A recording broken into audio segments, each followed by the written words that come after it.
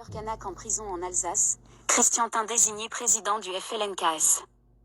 Surnommé Tonton Bichou, et soupçonné d'avoir orchestré les troubles qui ont fait 11 morts dans l'archipel, Christiantin est en prison depuis le 23 juin. Depuis sa prison, Christiantin va devoir s'occuper d'un mouvement divisé.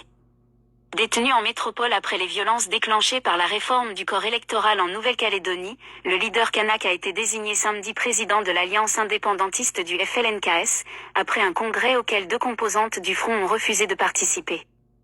Le porte-parole de la cellule de coordination des actions de terrain, CCAT, soupçonné d'avoir orchestré les troubles qui ont fait 11 morts, est à l'isolement à la prison de Mulhouse-Witterbach, au Rhin, depuis le 23 juin. Un homme de terrain. Par cette nomination, le Front de Libération Nationale Kanak et Socialiste, FLNKS, acte la reconnaissance de la CCAT en tant qu'outil de mobilisation du Front et plus seulement de l'Union calédonienne, UC, principale partie indépendantiste, composante du FLNKS, a expliqué Laurie Humini, secrétaire général du Rassemblement démocratique océanien, RDO, autre formation membre du FLNKS et actuellement à l'animation de son bureau politique.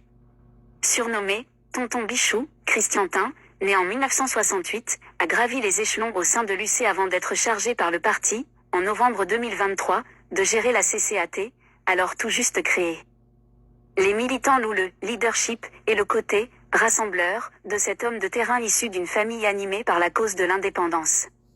Toutefois, la désignation du leader kanak s'est faite en l'absence des 2 autres composantes du FLNKS, le Parti de libération kanak, PALIKA, et l'Union progressiste mélanésienne, UPM. En raison de divisions internes et de dissensions quant au rôle de la CCAT, ils avaient annoncé leur refus de participer au 43e congrès du Front vendredi et samedi à Koumak, dans le nord de l'archipel. L'un comme l'autre avait également prévenu qu'ils ne reconnaîtraient pas les motions politiques issues de la réunion. Un archipel toujours partiellement paralysé.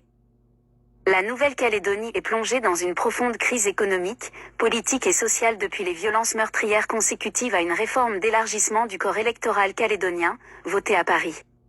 Face à l'embrasement du territoire, Emmanuel Macron a annoncé en juin que le texte était suspendu. Une prise de position jugée insuffisante par le camp indépendantiste qui demande un abandon clair du projet, l'accusant de réduire le poids politique des autochtones kanaks. L'archipel est toujours partiellement paralysé par des barrages. Christiantin, qui se considère comme un prisonnier politique et dit ne pas avoir appelé à la violence, est mis en examen notamment pour complicité de tentatives de meurtre et association de malfaiteurs en vue de la préparation d'un crime. Pour les autorités, la CCAT a fomenté les troubles, ce dont le mouvement se défend.